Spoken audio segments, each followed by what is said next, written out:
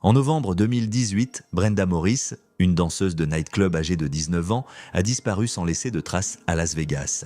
La police avait déjà perdu tout espoir de la retrouver lorsque, 2 mois plus tard, un événement choquant s'est produit. 2 adolescents ont retrouvé la jeune fille vivante dans un entrepôt abandonné dans l'État du Colorado. Comment s'est-elle retrouvée à des centaines de kilomètres de chez elle, qui l'a kidnappée, et quels étaient ses véritables motifs?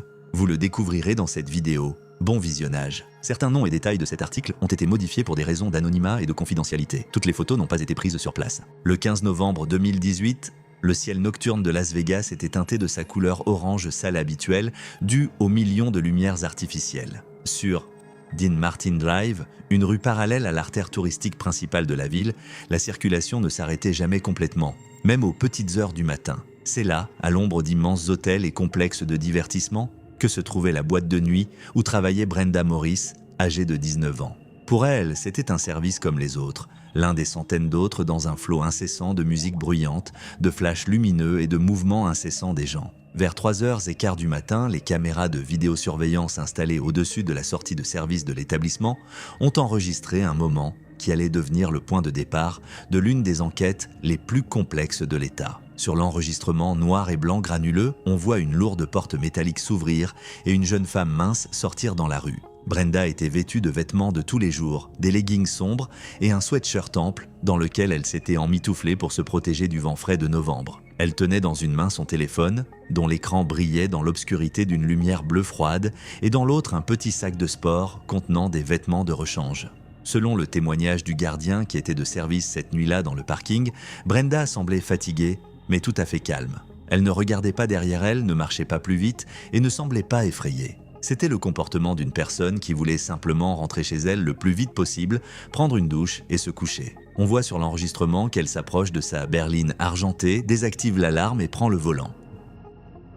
À 3h20 précises, la voiture de Brenda Morris a quitté le parking et a tourné à droite, en direction de l'échangeur avec l'autoroute I-15. Les feux rouges de ses phares se sont rapidement perdus dans le flux de la circulation. C'était la dernière fois que quelqu'un l'avait vue dans les limites de la ville. Brenda vivait dans un appartement loué dans un quartier résidentiel calme, à la périphérie de la ville, à environ 21 minutes en voiture du club, lorsque le trafic nocturne était fluide. Il s'agissait d'un domaine privé doté d'un système de contrôle d'accès moderne. Chaque entrée et sortie était enregistrée dans un journal électronique et les caméras installées aux portes enregistraient les plaques d'immatriculation de tous les visiteurs. Cependant, cette nuit-là, le système est resté muet. Les journaux électroniques, qui ont ensuite été saisis par les détectives, ne contenaient aucune trace de l'utilisation de la clé électronique personnelle de Brenda après 3h du matin. Sa voiture n'a jamais franchi la ligne des portes. Les premiers signes de malheur ne sont apparus que le lendemain, le 16 novembre. Brenda était connue pour sa ponctualité et son sens des responsabilités, alors quand elle ne s'est pas présentée à son service prévu à 18h, le gérant du club a essayé de la joindre. Il y avait des tonalités mais pas de réponse. Au bout d'1 heure, les appels ont commencé à être transférés directement vers la messagerie vocale. Une amie de Brenda, qui travaillait également au club, a déclaré plus tard à la police que cela ne lui ressemblait pas du tout. La jeune fille, elle était toujours joignable et prévenait même pour le moindre retard. Vers minuit, lorsqu'il est devenu évident que Brenda n'était pas simplement en retard, la direction de l'établissement et les amis de la jeune fille ont signalé sa disparition à la police. Selon les protocoles officiels, les recherches actives ont commencé après le délai standard de 48 heures.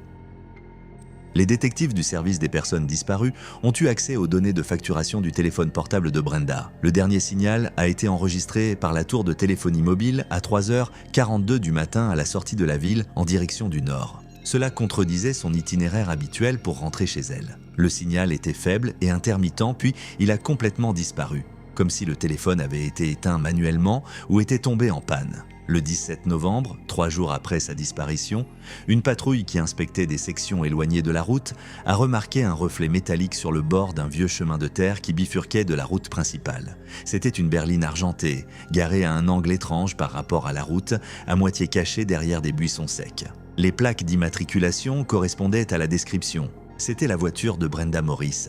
L'état de la voiture a soulevé plus de questions que de réponses chez les enquêteurs. La voiture était verrouillée, les vitres étaient fermées, les pneus intacts, le réservoir plein. Aucun dommage à la carrosserie, aucune vitre brisée, ni aucune rayure caractéristique d'un arrêt forcé ou d'un choc n'ont été constatés. De l'extérieur, tout semblait indiquer que le conducteur s'était simplement arrêté, était sorti et avait disparu dans l'obscurité de son plein gré. Lorsque les enquêteurs ont ouvert l'habitacle, ils ont été accueillis par un silence et une propreté immaculée.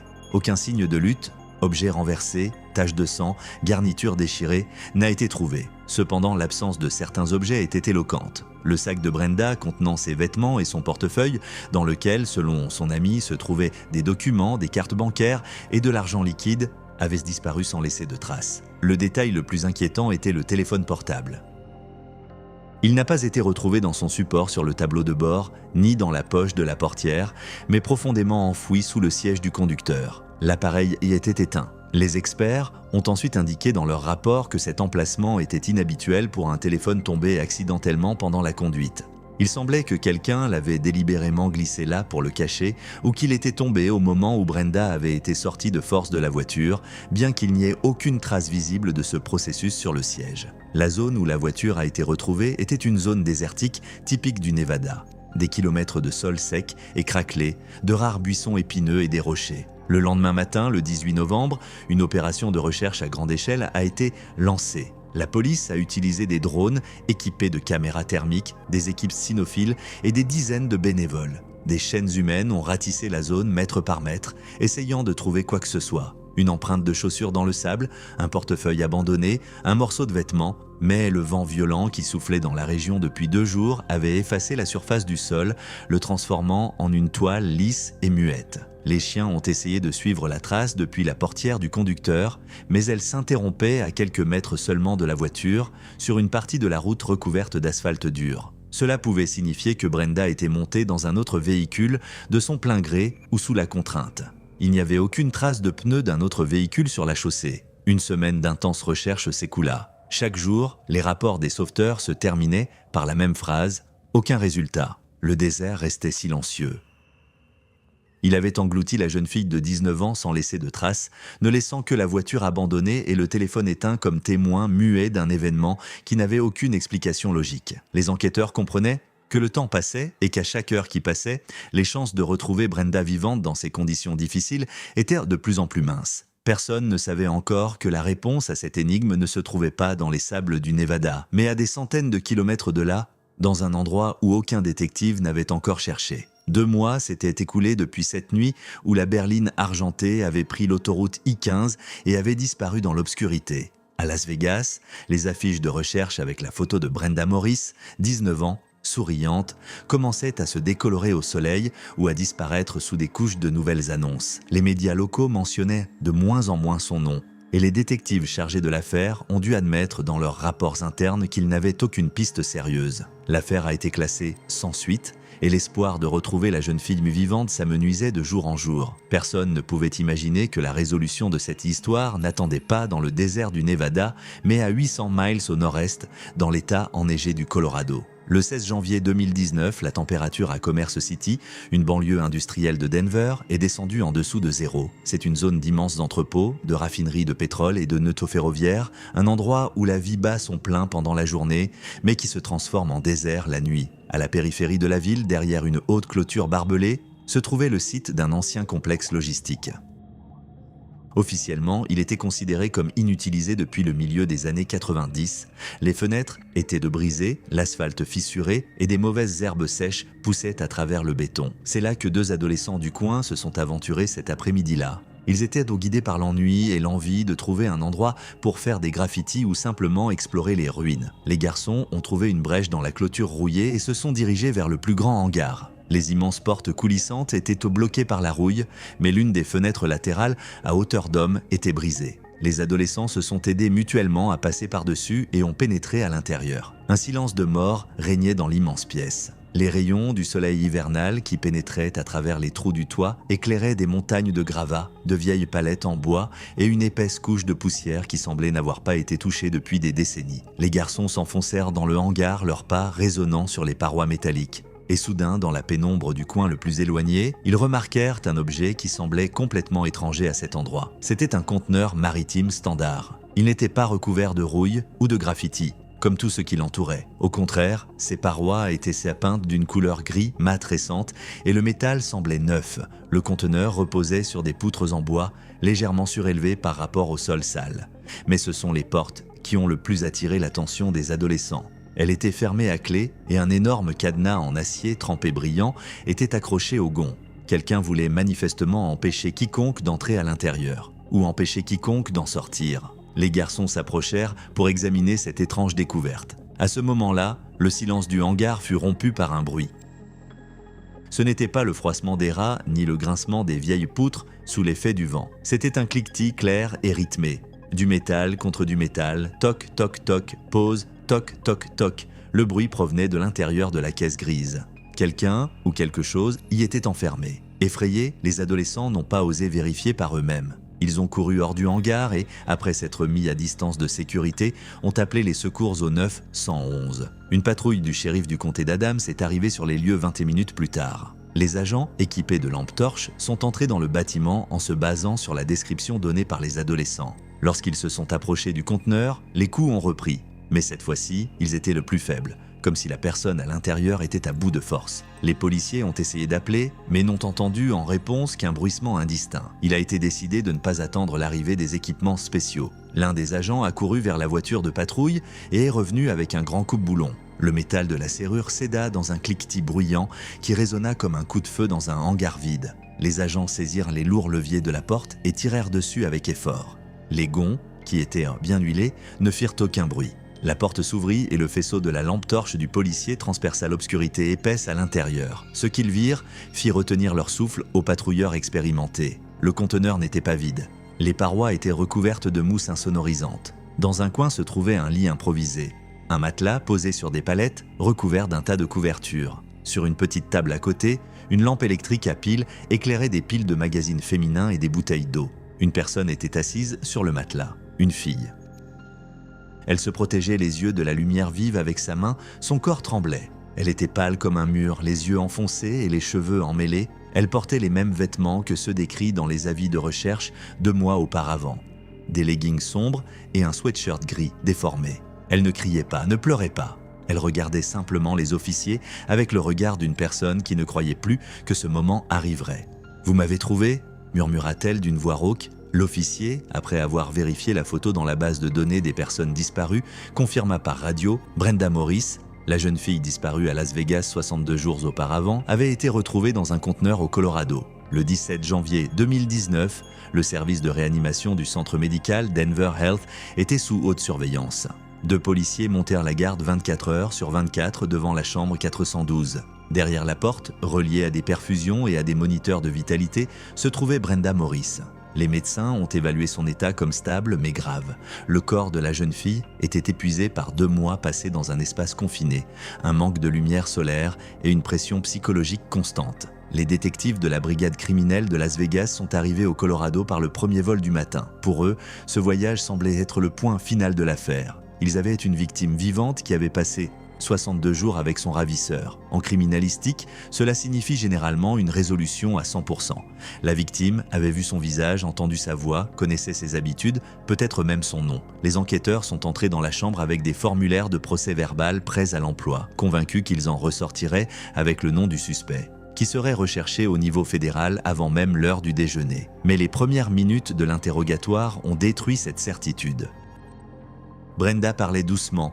Sa voix était rauque et s'éteignait souvent, et son regard errait constamment dans les coins de la pièce, comme si elle s'attendait à y voir une ombre. Lorsque le détective a posé la question principale « Qui a fait ça ?», la jeune fille a simplement secoué la tête en signe de dénégation. Elle ne savait pas. À partir des déclarations de Brenda, les détectives ont reconstitué la chronologie de cette nuit fatidique du 15 novembre. Elle a raconté qu'elle roulait sur l'autoroute lorsqu'elle a senti un choc violent et que la voiture a dévié sur le côté. Un pneu avait éclaté. Cela s'était produit sur une portion de route non éclairée où la couverture mobile était quasi inexistante. Elle avait activé ses feux de détresse et tenté d'appeler les secours, mais le réseau ne fonctionnait pas. Presque immédiatement, une camionnette sombre s'est arrêtée derrière elle. Brenda n'a retenu ni la marque, ni le numéro d'immatriculation, seulement la lumière aveuglante des phares dans le rétroviseur. Un homme est sorti du véhicule. Dans l'obscurité, elle ne voyait que sa silhouette. Il lui a proposé son aide, sa voix était calme. Mais dès que Brenda est sortie de la voiture et a fait un pas vers lui, elle a entendu un crépitement électrique. Le choc de l'électrochoc l'a instantanément renversée. La dernière chose dont elle se souvient, c'est l'odeur de la poussière sur l'asphalte et la sensation d'être traînée quelque part. Elle reprit conscience alors qu'elle était en mouvement. dans l'obscurité totale, les mains liées et un sac sur la tête. Puis commencèrent les jours passés dans le conteneur. La description de sa captivité a choqué les enquêteurs par son caractère stérile et effrayant. Pendant 2 mois de captivité, Brenda n'a jamais vu le visage de son ravisseur. Chaque fois qu'il entrait dans le conteneur, il portait un masque. Ce n'était pas une cagoule ou un bas. C'était un masque de théâtre en plastique blanc, lisse et sans émotion, qui cachait complètement les traits du visage. Les trous pour les yeux étaient recouverts d'un filet noir, elle ne pouvait donc même pas voir la couleur de ses yeux. Il portait une large combinaison de travail qui cachait sa silhouette et avait toujours des gants. Pas un centimètre de peau, pas de tatouage, de cicatrices ou de grains de beauté. Il était complètement sans visage, mais le pire, c'était son silence. Le ravisseur ne lui parlait jamais d'une voix normale. S'il avait quelque chose à lui dire, il écrivait de courts messages imprimés sur des feuilles de papier. « Mange, dors, n'aie pas peur ». Dans les rares occasions où il s'approchait d'elle, il passait à un murmure à peine audible, sifflant, impossible à identifier ou à enregistrer dans son subconscient. Le comportement du criminel ne correspondait absolument pas au profil type d'un ravisseur. Il ne la battait pas, ne la violait pas et ne la menaçait pas de mort. Au contraire, ses actions ressemblaient à une attention perverse. Il lui apportait de la nourriture provenant de restaurants fast-food, lui achetait des vitamines, lui apportait des serviettes propres et des magazines sur papier glacé. Brenda se souvenait qu'il pouvait rester assis pendant des heures sur une chaise dans un coin du conteneur et se contenter de la regarder à travers les fentes de son masque blanc pendant qu'elle mangeait ou lisait. « Il se comportait comme si je n'étais pas humaine », a déclaré Brenda aux enquêteurs. « Comme si j'étais sa poupée préférée, qu'il fallait garder dans une boîte pour qu'elle ne prenne pas la poussière. Il prenait soin de moi, mais c'était l'attention d'un geôlier. Pour les détectives, cette information était catastrophique. Ils avaient une victime vivante, le lieu du crime, et une foule de preuves de la présence d'une personne dans le conteneur. Mais ils n'avaient aucun indice sur l'identité du criminel. Il n'avait laissé aucune trace de son ADN, n'avait pas montré son visage, n'avait pas laissé entendre sa voix. Il était un fantôme dans un masque blanc. Les enquêteurs ont quitté la chambre avec une lourde prise de conscience. L'enquête n'était pas terminée. Elle ne faisait que commencer, et ils recherchèrent désormais un inconnu qui était si prudent et méthodique qu'il avait réussi à cacher son identité même à la jeune fille avec laquelle il avait passé 62 jours dans la même pièce. Après un interrogatoire infructueux dans la chambre d'hôpital, l'enquête se trouvait dans une situation difficile. La victime avait été retrouvée, mais son témoignage ne donnait pas d'indice direct sur l'identité du ravisseur. L'homme sans visage, c'est ainsi que les détectives ont commencé à appeler le criminel dans leurs conversations internes. Cependant, les enquêteurs disposaient d'un indice irréfutable, impossible à dissimuler derrière un masque ou une voix modifiée, la géographie du crime. Le 18 janvier 2019, une réunion conjointe entre la police locale et les détectives de Las Vegas s'est tenue dans le bureau du shérif du comté d'Adams. Sur la grande carte accrochée au mur, 2 points étaient reliés par un marqueur rouge. Le premier était le lieu de l'enlèvement sur une autoroute dans le désert du Nevada. Le second était un hangar abandonné dans la zone industrielle de Commerce City, dans le Colorado. La distance entre les 2 points était de près de 800 miles. Il s'agissait d'un trajet à travers 3 États, des montagnes et des déserts, qui prenait au moins 12 heures de route sans interruption. La question principale posée par les analystes était la suivante. Pourquoi le Colorado ? Le criminel prenait un risque en transportant sa victime à travers les frontières des États, ce qui transformait automatiquement l'affaire en crime fédéral impliquant le FBI. Il aurait pu la cacher quelque part dans le désert de Mojave, dans les mines abandonnées du Nevada, où les corps ne sont pas retrouvés avant des décennies. Mais il a choisi un itinéraire long et difficile vers un point précis dans la banlieue de Denver. Les criminologues qui ont travaillé sur le lieu de la découverte ont souligné que le hangar de Commerce City n'était pas un refuge fortuit. Il s'agissait d'un complexe d'anciens entrepôts, un véritable labyrinthe d'impasses, de routes privées et de zones fermées. Une personne lambda qui s'y serait aventurée de nuit se serait tout simplement perdue. Celui qui a amené Brenda là-bas connaissait parfaitement les lieux. Il savait quel hangar était abandonné, où il n'y avait pas de sécurité, et comment passer les caméras de surveillance. Cela indiquait que le ravisseur vivait à Denver ou avait des liens professionnels ou familiaux étroits dans cette ville. Les enquêteurs ont décidé de revenir au début à la vie de Brenda à Las Vegas. Ils ont supposé que le ravisseur n'était pas un maniaque au hasard rencontré sur la route, mais quelqu'un qui connaissait la jeune fille auparavant et l'avait délibérément emmenée sur son territoire. Les détectives ont ressorti les anciens rapports du service de sécurité du club Blue Velvet et les appels à la police datant de l'année précédant la disparition. Ils ont recherché les noms des hommes qui avaient manifesté une attention excessive et malsaine à l'égard de la danseuse. Dans les rapports d'octobre 2018, soit 1 mois avant l'enlèvement, figurait le nom de Greg Thornton. C'était un homme d'affaires fortuné de 40 ans, client régulier de l'établissement. Les gardes de sécurité se souvenaient que Greg était obsédé par Brenda. Il commandait les boissons les plus chères, essayait de lui offrir des bijoux qu'elle refusait et l'attendait plusieurs fois dans le parking après son service, exigeant juste de parler. La police lui a alors fait la leçon et il a disparu de la circulation. Le 19 janvier, les détectives ont vérifié les antécédents de Greg Thornton.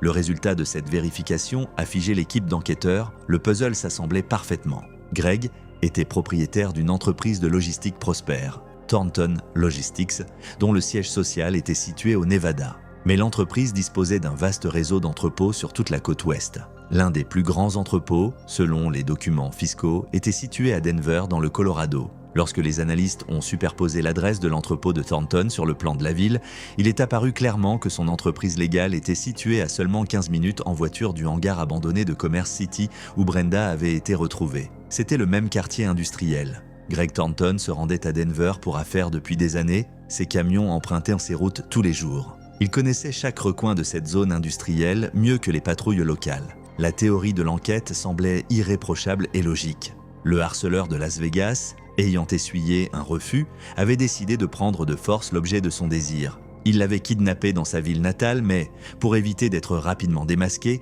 l'avait emmené dans un autre état où il se sentait en position de force. L'utilisation d'un conteneur correspondait également au profil d'une personne travaillant dans la logistique et le transport. L'homme masqué, qui apportait de la nourriture et des magazines, correspondait parfaitement au profil psychologique de Greg, un homme qui voulait posséder Brenda, contrôler sa vie, jouer à la famille dans un format pervers. La pression sur la police était énorme. Les médias exigeaient des noms. Le public était terrifié par l'histoire de la jeune fille dans le conteneur.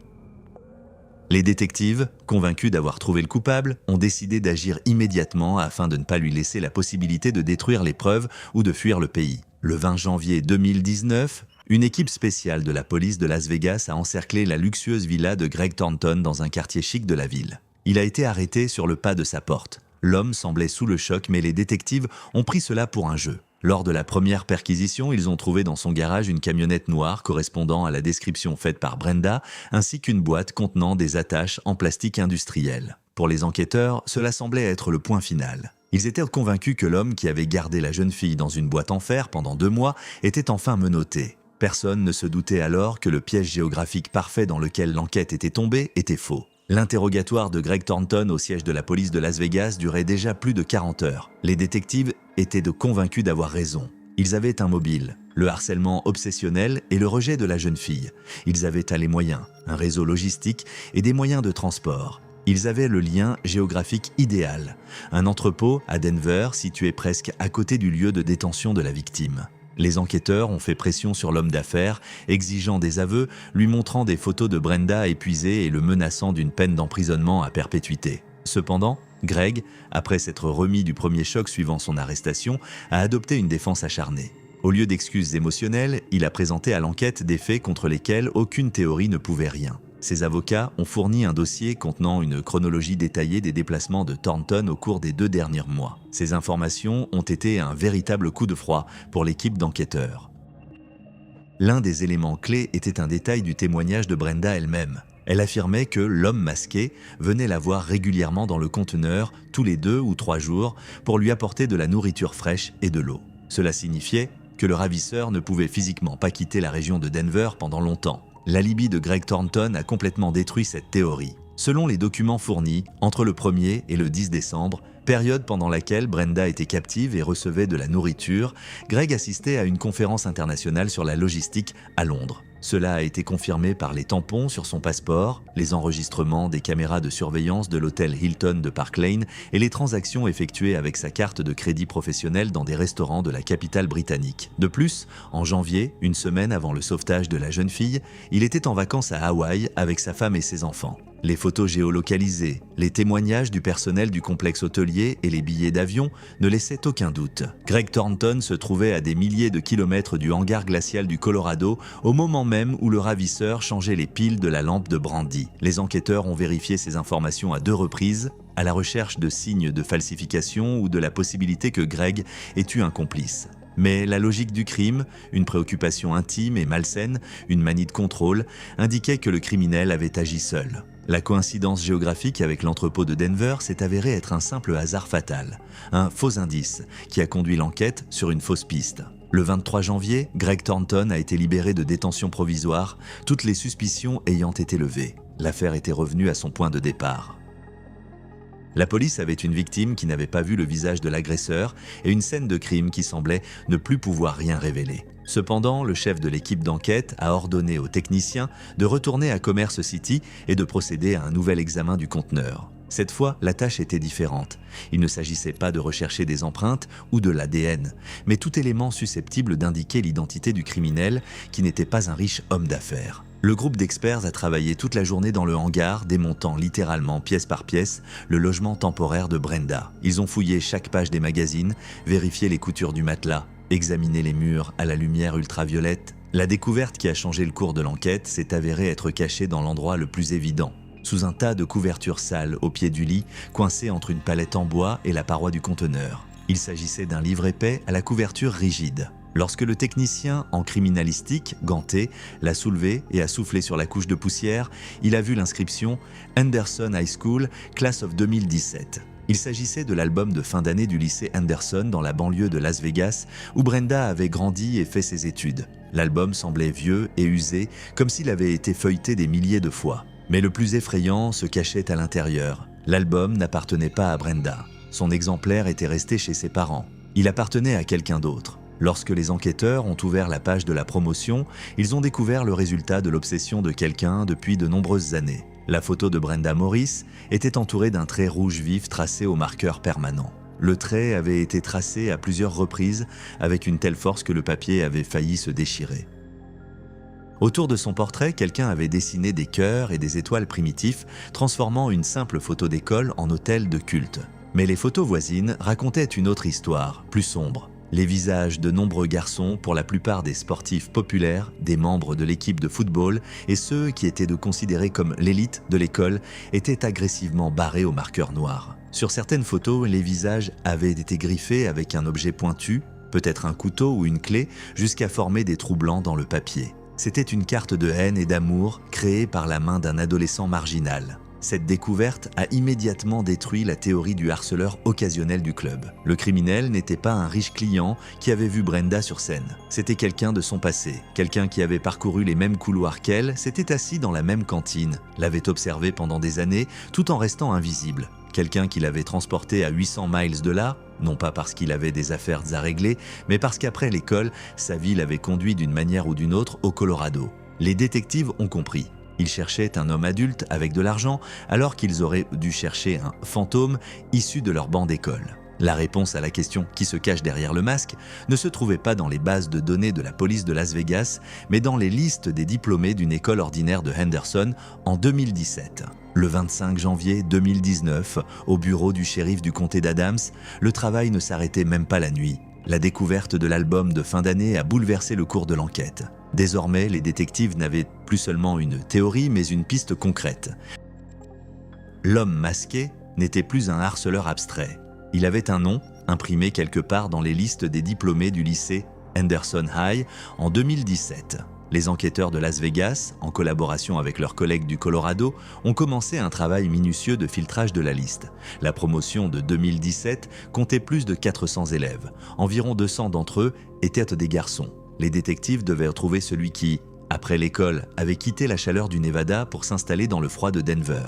Le processus de sélection a pris 3 jours. Les enquêteurs ont vérifié les bases de données des permis de conduire, les registres fiscaux et les réseaux sociaux. La plupart des diplômés sont restés au Nevada ou sont partis en Californie et en Arizona. Seuls 3 d'entre eux ont déménagé dans l'État du Colorado. 2 d'entre eux étudiaient à l'université de Boulder et avaient un alibi en béton au moment de l'enlèvement. Il n'en restait plus qu'un. Le nom dans le dossier, Kevin Rhodes, 20 ans. Il vit dans une maison louée à Aurora, dans la banlieue de Denver. Il travaille dans le complexe d'entrepôts Westside Distribution, situé dans la zone industrielle de Commerce City. Lorsque les détectives ont consulté son dossier scolaire, ils ont compris pourquoi Brenda ne se souvenait pas de lui. Kevin Rhodes était un rat gris classique. Ses professeurs le décrivaient comme un élève calme et renfermé qui ne levait jamais la main, s'asseyait au dernier rang près de la fenêtre et restait toujours seul pendant les récréations. Il ne jouait pas dans l'orchestre de l'école, ne faisait partie d'aucune équipe sportive et n'allait pas aux fêtes. Dans l'album de fin d'année, il n'y avait même pas la traditionnelle citation sous sa photo, juste un espace vide. Pour Brenda, qui était capitaine de l'équipe de cheerleader et l'âme de la classe, Kevin existait dans une réalité parallèle. Elle avait pu croiser 1000 fois dans le couloir sans jamais le regarder dans les yeux. Mais s'il n'était personne à l'école, il avait trouvé sa place dans le Colorado. Il s'est avéré qu'après son déménagement, Kevin avait trouvé un emploi de conducteur de chariot élévateur. Son lieu de travail se trouvait à seulement 3 miles du hangar abandonné où Brenda avait été retrouvée. Cela expliquait tout. Travaillant quotidiennement dans la zone industrielle, Kevin connaissait ce territoire mieux que n'importe quelle carte. Il savait quels entrepôts étaient de garder et lesquels étaient à l'abandon depuis les années 90. Il connaissait les horaires des patrouilles de police et les angles morts des caméras de surveillance. Le complexe logistique abandonné n'était pas seulement des ruines pour lui, c'était son terrain de jeu. Il pouvait passer des mois à préparer un conteneur, y apporter des affaires, l'insonoriser, et personne ne le remarquerait car un jeune homme en combinaison de travail dans une zone industrielle est la chose la plus discrète au monde. Le dernier élément qui a transformé les soupçons en certitude a été les données sur ses déplacements. Les détectives ont interrogé son employeur. Les registres de présence ont révélé une anomalie intéressante. Kevin Rhodes, qui ne manquait généralement pas ses quarts de travail et faisait des heures supplémentaires, a soudainement pris 2 jours de congé sans solde, les 15 et 16 novembre 2018. C'est précisément à cette période que Brenda a disparu. Mais la preuve la plus importante a été fournie par les opérateurs de télécommunications. Bien que Kevin ait éteint son smartphone principal, sa voiture, un vieux pick-up, était équipée d'un système de navigation intégré qu'il avait probablement oublié de désactiver, ou dont il ignorait simplement le mode d'enregistrement autonome des journaux. La trace numérique laissée par la voiture a permis de tracer clairement le parcours du crime. Tard dans la soirée du 14 novembre, son pick-up a quitté le garage d'Arizona et s'est dirigé vers l'ouest sur l'autoroute I-70. Il a roulé sans s'arrêter pendant près de 12 heures, traversant la frontière de l'Utah puis entrant dans le Nevada. Le 15 novembre, vers 2 heures du matin, le signal GPS a localisé son véhicule dans un parking près du club Blue Velvet à Las Vegas. Il y a attendu près d'1 heure. Puis le véhicule a suivi une autre voiture, la berline argentée de Brenda. Le point d'arrêt sur l'autoroute où sa voiture a été retrouvée correspondait aux coordonnées de l'arrêt du pick-up de Kevin, à 1 mètre près. La voiture a ensuite fait demi-tour et est repartie vers le Colorado, effectuant un marathon épuisant et ininterrompu jusqu'à Commerce City. Les enquêteurs n'avaient de plus aucun doute. Ce garçon discret et effacé, qui avait passé toute sa vie dans l'ombre, avait décidé d'en sortir de la manière la plus horrible qui soit. Il ne se contentait pas de vivre dans le passé, il essayait de le ramener de force dans le présent, en créant pour lui-même et son idole un monde à part dans une boîte en fer. Maintenant que le fantôme avait pris chair et sang, il ne restait plus qu'une chose à faire, le trouver avant qu'il ne comprenne que le jeu était terminé. Alors qu'une équipe de surveillance extérieure à Aurora, dans le Colorado, transformait une rue tranquille en une forteresse imprenable de surveillance cachée, les détectives de Las Vegas cherchaient la réponse à une question clé: comment Kevin Rhodes, un garçon ordinaire vivant à des centaines de kilomètres de là, avait-il pu planifier un enlèvement avec une telle précision? S'agissait-il d'une attaque soudaine ou de l'aboutissement d'une longue et minutieuse préparation? Pour le découvrir, les enquêteurs ont saisi le serveur contenant les enregistrements des caméras de surveillance du nightclub Blue Velvet des 6 derniers mois. Ce qu'ils ont vu en visionnant des centaines d'heures de vidéos a donné des frissons même aux enquêteurs les plus expérimentés. Au milieu des flashs stroboscopiques, de la foule en mouvement constant et du chaos de la vie nocturne, les détectives ont découvert une tendance effrayante. Kevin Rhodes n'était pas simplement venu à Las Vegas la nuit de l'enlèvement. Il y était tout le temps. Les enregistrements l'ont confirmé. Depuis juin 2018, presque tous les vendredis et samedis, lorsque Brenda était de service, Kevin se rendait au club. Il venait toujours seul, payait toujours en espèces et occupait toujours la même table dans la zone morte de la salle, dans le coin le plus sombre, le plus éloigné de la scène, du bar et des allées principales. Son comportement était radicalement différent de celui d'un client type d'un club de striptease. Les hommes venaient là pour s'amuser, dépenser de l'argent, attirer l'attention des filles. Kevin venait pour devenir invisible. Les images montrent qu'il restait assis pendant des heures devant le même verre, qu'il touchait à peine. Il ne commandait jamais de danse privée. Il ne jetait jamais d'argent sur la scène. Il n'essayait jamais de parler à Brenda, ni même de l'approcher. Au lieu de cela, il jouait à un étrange jeu de cache-cache. Les caméras ont enregistré que son regard était rivé sur Brenda à chaque seconde où elle était à distance. Mais dès que la fille s'approchait de son secteur pour apporter des boissons ou passer devant lui pour se rendre à la loge, Kevin changeait instantanément. Il baissait la tête, fermait le menu, se tournait vers le mur ou faisait semblant de lasser ses chaussures. Il faisait tout son possible pour qu'elle ne voie pas son visage. Il avait une peur panique d'être reconnu, craignant qu'elle se souvienne de ce garçon de l'école et que cela détruise son fantasme ou révèle sa présence prématurément. Cela confirmait les pires craintes de la police.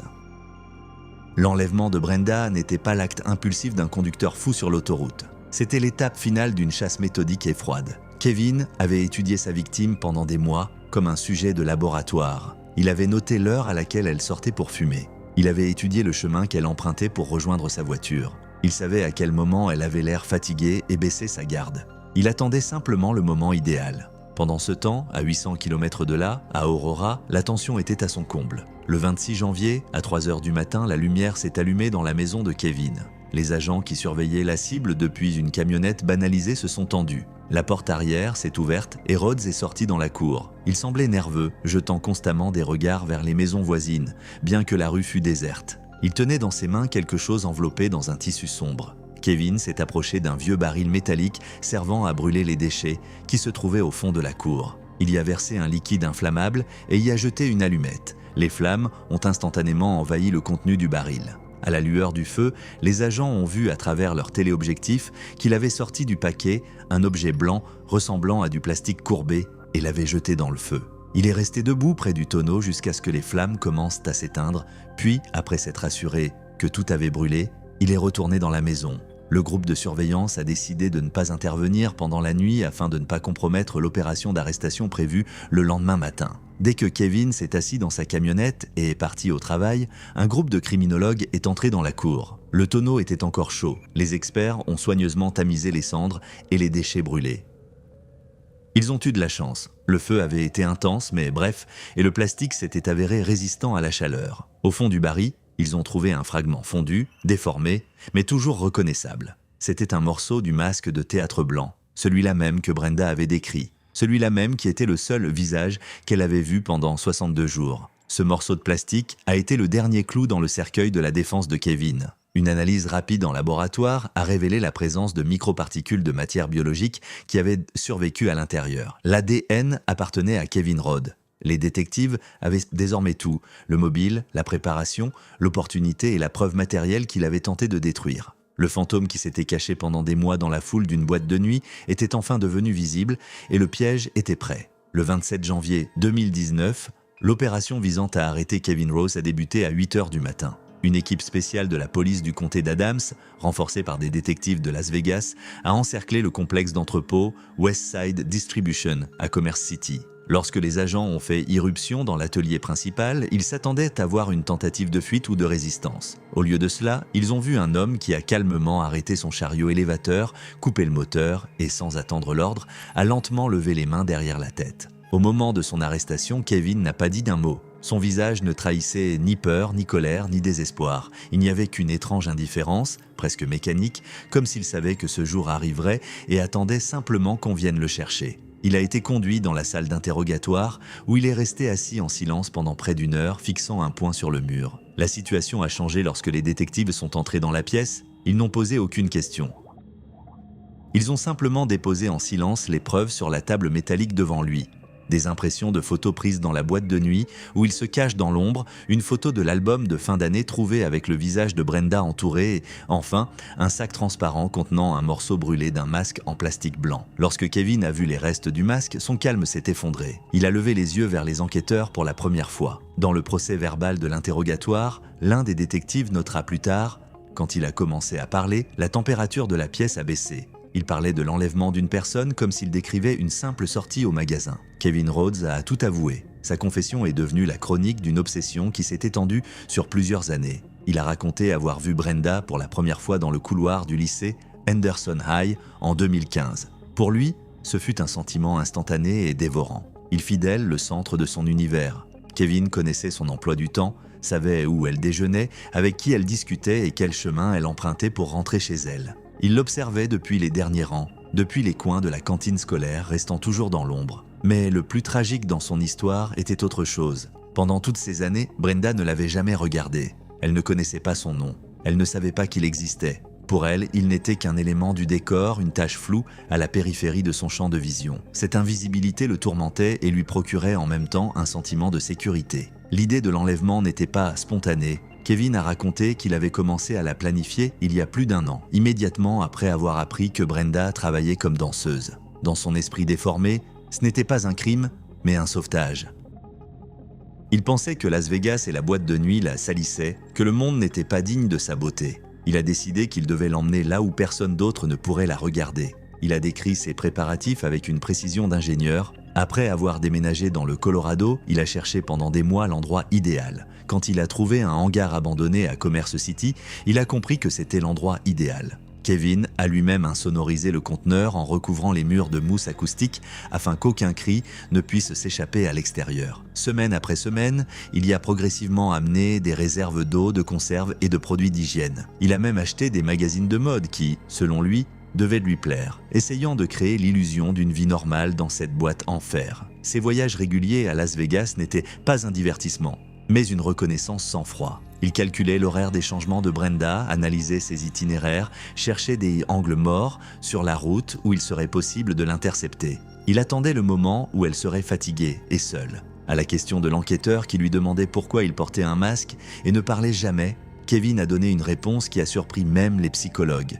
Ce n'était pas la peur de la police, c'était la peur de Brenda. « Je savais qui j'étais », a-t-il dit doucement. « J'étais ce garçon bizarre à l'école. Si elle avait vu mon visage le premier jour, elle aurait eu peur. Elle se serait souvenue de moi et aurait ressenti du dégoût. Je voulais qu'elle m'aime d'abord pour mon attention. Je voulais devenir sa seule source de vie. Et seulement lorsqu'elle aurait compris que je l'aimais vraiment, j'aurais retiré mon masque. » Il croyait que le temps et l'isolement joueraient en sa faveur. Il espérait que le syndrome de Stockholm ferait ce que l'école n'avait pas réussi à faire, la forcer à le remarquer. Le lendemain, les détectives se sont rendus dans la chambre d'hôpital de Brenda Morris. Ils ont apporté avec eux une photo de Kevin Rhodes prise au poste de police, sans masque, sous un éclairage intense. L'enquêteur a posé délicatement la photo devant la jeune fille et lui a posé une seule question. « Brenda, connaissez-vous cet homme ?»